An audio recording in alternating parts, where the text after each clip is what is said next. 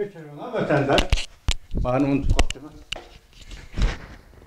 Bugünkü liseyelerimizi başlayımız. Liseyede Sıdakacı Roze. Washington'da sözdeyimiz. Bugünkü ıslahı 2023 yıl 6. ayının 1. günü vatandaşım. Bugün sizlerge sözdeydik vaziyet mındak. Birinci hazır Şangri-La yığınıga qatnaşkan Amerika Qo'shma Shtatlarining Davlat Mudofaa ministri Austin Yaponiyaga yetib keldi. Yaponiyada qo'g'dinish qismlarining vaziri Peng Ching deyilgan kishi bilan birlashma muxbirlarni kutib olish yig'ini o'tkazganda yana shunday takrorladi. Biz Jungoga taklif qo'ydik. Bir marta, ikki marta davlat mudofaa amaldorlari Shangri-La yig'inida, yani asoslig'i Osiyo bexatarlik munbirida ko'rishayli, so'zishayli, ikki davlat armiyalarining o'rtasidagi aloqa munosabatni saqlab qolayli degan mazmunda biz shunday iltimos qo'ydik, talab qo'ydik. O da Jungo hükümet tarafından rad qilindi deb ko'rsatdi vatandaş. Endi buni qo'yib turaylik, bu ish bek jiddiyleşti degan gap. Yani qayta Amerika Qo'shma Shtatlari davlat mudofaa ministrining qayta Jungo taklif qilishi, Jungoning qayta rad qilish sababi nima ekan desangiz, Amerika Qo'shma Shtatlari hozir Tayvanga harbiy qurol yarog' beryapti. Yetkazadi degan bahona ekan vatandaş. Amaliyotda Amerika Qo'shma Shtatlari bu Jungoning davlat mudofaa ministri Li Shangfuni 2018 yili Rossiya bilan o'tirdi elib baga harbiy qurol yarog' savdosi tufayli embargo qilgan edi. Amerika Qo'shma Shtatlari davlat mahkamasi bu embargo siyosatini amaldan qoldirishni yo'q. Li Shangfuni ham embargo qilishni amaldan qoldirishni yo'q dedi. Ma'qul ko'rmadi. Shundoq bo'lsa-mu, hozir davlat mudofaa ministri Lloyd Austin men ko'rishiman Shangri-La'da ko'rishiman Singapurda desa Jungo rad qildi. Bu yerda qayta harbiy munosabatni ta'kidlash, qayta harbiylar o'rtasidagi munosabat aloqalarni saqlab qolishni ta'kidlash zaten nimeden direkt berdi, bunu endi keyin ko'ramiz. Endi vaziyatning yana bir tarafi biri Tayvandagi Meng Jujing degan odam shundoq dediki, bugungi xabarida Tayvan bilan Amerika diplomatik munosabat o'rnatdi. Lekin tez emas, shundoqla kech emas. Vaqt uzoq emas, vaqt tezma emas. Bu normal vaqt qachon? O adam bir nima demedi ham, biz bir nima deyolmaymiz vatandaş. Bunu qo'yib turaylik. Ikkinchi qatam bu kishi yana bugun dal shu 50-60 minutlar ilgari Rossiya to'g'risi to'xtalib, hozir yollanma qo'shin, Wagner qo'shini siyan ko'tadi deydi. Ikki jihati siyan ko'tadi. Balki bu siyosiy o'zgarish qilishi mumkin. Balki prezident Vladimir Putinning taqdiri olab ketishi mumkin, yoki taxtdan tushishi mumkin, yoki chet elga siyosiy panohlik izlab sargardon bo'lib chiqib ketishi mumkin degan xulosani chiqadi. Lekin bu mumkinlik ichidagi gaplar vatandoshim. Endi eng muhim bir xabar, yana nima desangiz bu yerda vatandosh, Amerika Qo'shma Shtatlari hozir 5-ay ichida Ukrainaga masalan F-16 belgelik aeroplanni setish, aeroplanni yordam qilish yoki Ukraina armiyasini mushu markali aeroplan, kurashchi aeroplan bilan ta'minlash maydoni o'zgardi dedi. Buningda xabar nima desangiz, Amerika ovozining muxbiri Ukraina prezident mahkamasining mudirini ziyorat qildi. G'arbning harbiy aeroplanlari qachon Ukrainada urush kiradi deb savol qo'ydi. Ukraina qanday shakllik bexatarlik kapolatiga erishishni umid qiladi deb savol qo'ydi. Bu savoldan aytganda xabar mundaq boshlanadi. Aksaray 5. ay ichida maydonni o'zgartdi. Ukraynaga F-16 güreşçi aeroplan təminləşə qoşuldu. F-16 güreş aeroplanının uruş kırdıgan çeği təxə belgilenmedi. Plan vaxt uruş qatnışıdı değilmedi. Çünkü Ukraynada uçuşçuların tərbiyələşi vaxt getidi o dedi. Bunun özü bir mesele ki vatandaş şunun dinkiyle andı yani ne dedi mesela Fransa, Polşa, Daniya, Gollandiya katarlık devletler Ukrayna uçuşçularına ya güreşçi aeroplanın 16'ını haydaydigan uçuşçularını terbiyeleşke hesse koşuduğun oldu. Amerika müşakatada bu hazır bunun atılışı ne oldu deseniz bunun atılışı uçuşçular birleşmesi degan atak bilen atıldıgan oldu. Bunun devletler koşulup benmisi uçuşçularını terbiyeleydigan oldu.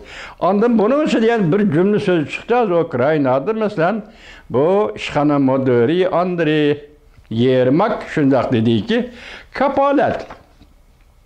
Biz evvel Amerika Koşmuş Ştatlarının ve Garp dünyasının kapaletiga erişişimiz gerek. Bu biz için intayın mühim dedi.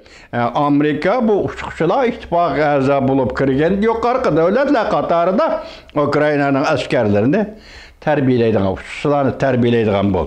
Biz tünügün sizler leksiya sözügen şundak dedi hürmetlik vatandaş. Nime boldu?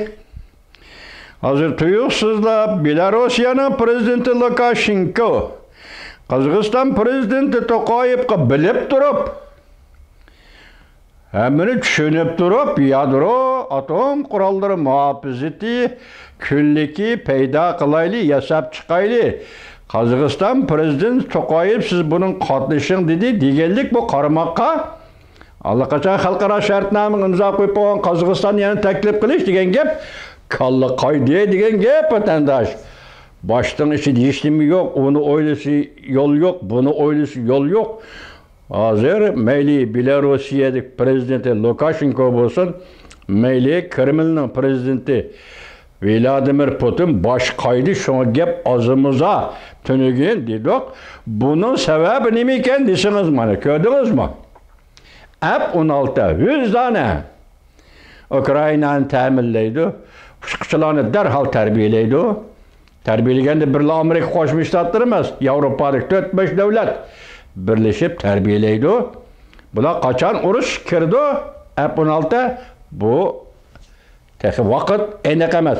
Muşunun hazır Rusya'nın bu beşe kaygan gep vatandaş. Onun yarışa Rusya'nın dostu, Kadinas dostu, Cungu'nun beşe kaygan gep vatandaş. Cungu'nun nemişki beşe kaydı deseniz, hem de Rusya kesse, biz yine logikalı hüküm bile sözlep kilovatımız bizle emez, bütün dünya sözlep kilovatıdır. Eğer Rusya ketadigan bolsa, şu qatar şunun kayindilla, Cungu mu ketip kalıdı? Yararlar kettiler, bize hem yoldumuz dep kalıdı. Dep muşunda hüküm kılıp kilovatımız, bugün su şavkını bilirler Kore'de. Yoqlab gitti tuyuqsuz chiqib qoldi. Bugun bir xabar verdi. Ona xabarmi kulkuli xabar desangiz bo'ladi endi buni. Ya'ni beşe qayganlikning alomati desangiz bo'ladi.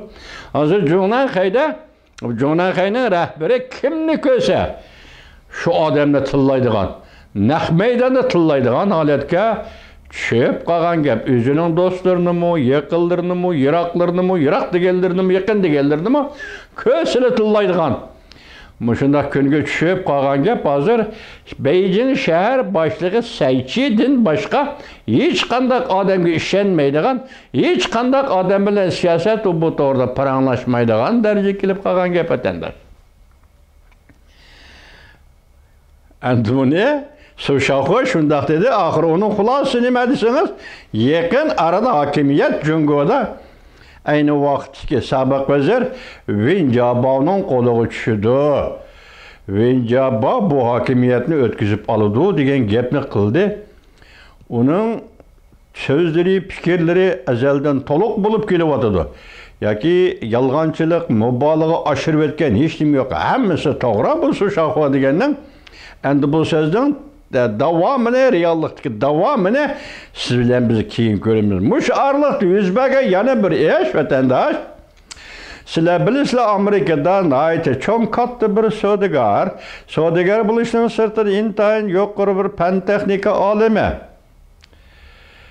Elon Musk deydiğen adam var. Yakında bu kişi Twitter'ını setip aldı, bütünlüğü ötküzüp aldı Twitter kanalıya torbetini.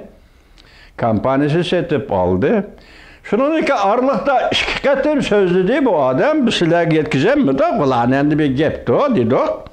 Nimde bir sözlü deydisiniz? Biz Tayvan'ı cungo koş bireyliğe dedi.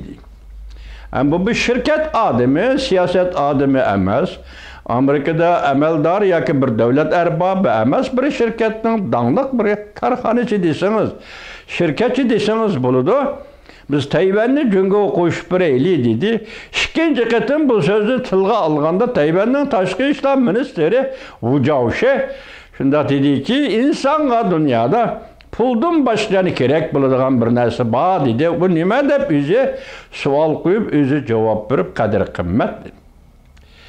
Erkinlik ve kadir kıymet dedi. Wu Jiaoshi aşına tanıtıldı. Bugün bu adam 2 gün oldu özünün şahsi hususi aeroplanını haydap Beijing'e ziyaretke geldi. Anda bir kısmenlik nime desiniz bir pen texnika alimi Elon Musk diyen, anadaki Twitter diyen bu Tor kampanyasının başlığı yakın şete olgucu, başkurgucu adam. Bu Elon Musk diyen Beijing'de adeti şirketçiler yakın savdogarlar cemiyeti digendek. Ama şimdi kişiler kubul kısa bu başkısı gibiydi. Bunu Cumhur'un Taşkı İşler Ministeri Çingan kubul kıldı. Bu tarafı gayri göründü bana vatandaşım. Hazır bu kişi Beijing'de neyse dağdığılık kütüphelinde gep bunu Taşkı İşler Ministeri Çingan'ın kubul kılgalığı. Ben şahsen üzem bu siyasi observler şoğulmatkanda gayrilik his kıldım.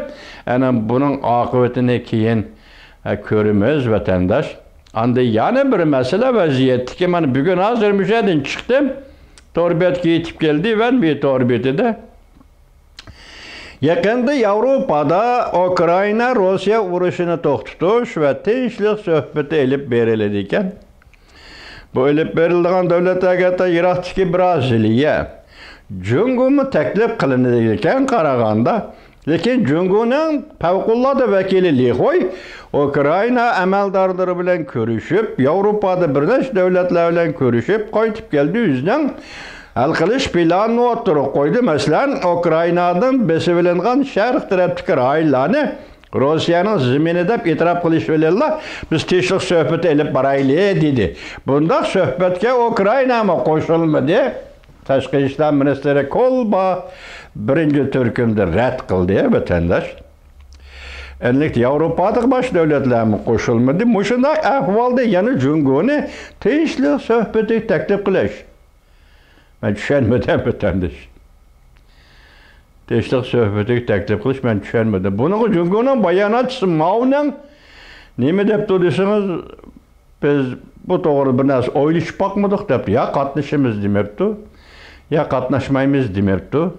Bu doğruda benim fikrim yok, göz karışım yok dep cevap verdi. Üzüp bu taşlaptı Mau'nun. Bu şundak ahvalda Lihoy Cumhur'un fevkaladesi Avrupa'ya bağlı tinçlik planını bazarga saldı. Hiç kim kubul kılmadı. Ondan da Cumhur'un tinçlik söhbetindeki çakırıştan yani nime ahmiyeti kaldı vatandaş. Acayip işler. Dünyada muhbirler haber de edişip git paramdı ya ki dünyanın siyasi yollarımı sel adışıp gelip atamdı bilgili olmaydı vatandaş bunu. Anamız hazır bu jığını kayad etişim meselesi Fransa birinci oturup çıktı. Prezident Macron ben Fransa Paris'de açımam bu jığın teşvik söhbeti ne dedi? Şöyle etişki buludu dedi. Yani baş taraftan hiç kanday haberi yok. Baş taraftan degenim başka açan devlet mesela Amerika. Bu doğruda bir nasıl degeni yok. Bugünkü vaziyet benim şu vatandaş. Endi gep, anda yana bir haber, yeni bir torbet çıktı. Endi bugünlah o torbet bugünle çıkıp oturga. Saplalık adamsız aeroplanın hemmesini ekran kılıp suratga koyuptu. Adamsız aeroplan hazır o kanatlı asmandaki aeroplan bile okşaş, tang derecedeki Adamsiz aeroplan mı buladı eken, alqırınızı koyup koysanız alqan konadigan aeroplan mı buladı eken, namussuz aeroplan mı, adamsiz aeroplan degen vatandaş. Hazır şu torbeti nime deydi o deseniz, Ukrayna'nın adamsiz aeroplanları bombardımançı aeroplanga aylandı. Köreşçi aeroplanga aylandı. Rusya askerleri anısıdan tuğulğanğa puşayman kıldı. Moşundaq bir xat ekran çıktı. Hazır men çıkıp onu vaziyetlep sizge sözlep bir vatama vatandaşım. Buna qaraganda ötkende biz sizge dedik, tünügün dedik. Ukrayna'na qaytarmıcın başını aldı turdu deydi o. Moşunda haberlerini sözlep keldik. Bugün hem tuyuksuzlar Ukrayna Rusya tinchlik söhbeti oturğu çıktı. Buna keyinki işkitanışkinsi taraqqiyata qaraymiz vatandaş. Endi Cungo taraftan aytganda yaqinda Cungo'nun reis Xi Jinping dediki turmuş yaxshilansa, baxtlik turmuş ko'chirilsa, şunun o'zi kishilik huquq dedi. Tibetga qaratib shundaq dedi uzun bir parcha maqola. Buningda aytgan so'zning o'tirg'i chiqishi bilan qaraymizki vatandoshim, nima desangiz to'qamni qarniga elevelesh degan gap. Hammadan puchum deb yeni bilish, hamma baga va'dalarni yeni bilish, qattiqlik va qo'pollik bilan xalqaro jamiyatga muomala qilish deganlik qiladi vatandosh. Reis Xi Jinping 2021 yili 7-oyning 21-kuni 7-oyning 21-kuni tuyuqsiz lihosani ziyorat qilgan edi. Ben sizlerge arlıq dedim, yani şu reis Xi Jinping 2022 yılı 7. ayının 1. günde 14. günü geçiyor. 14 gün Müstemlik Uyguristan'da ziyarette boldu diyen edim. Muşu Katar'da kılıvatkan iş hareketleri sözlügen sözlerini bir tarafga elip koyup, bugün Tibet doğrusu yani sözlep, kişilerin turmuşu yaxşı bolsun, muşunun özü kişilik hukuk diyen bolsa, demek ben başta aytgandak bu toqamni qarniga elevelish deb ataladi vatandaş. Endi vaziyat mana mushundaq kelyapti. Endi keyingi taraqqiyoti qandaq onu ko'ramiz. 6 ayning 4 kuni yoki 3 kundan boshlab Shangri-La Singapurdagi Osiyo bexatarlik yig'ini boshlanadi. Bu yig'in bexatarlik yig'ini nuqul harbiy ishlar to'g'risida. Endi biz bu meydanda Amerika Qo'shma Shtatlarining davlat mudofaa ministri Austin qanday nutq so'zlaydi? Jungo'ning davlat mudofaa ministri Li Shangfu qanday nutq so'zlaydi? Biz shu ishga arbobning, ishga harbiy odamning so'ziga nutqidan bundan keyingi vaziyatning yo'nalishini ko'rib olamiz vatandoshlar.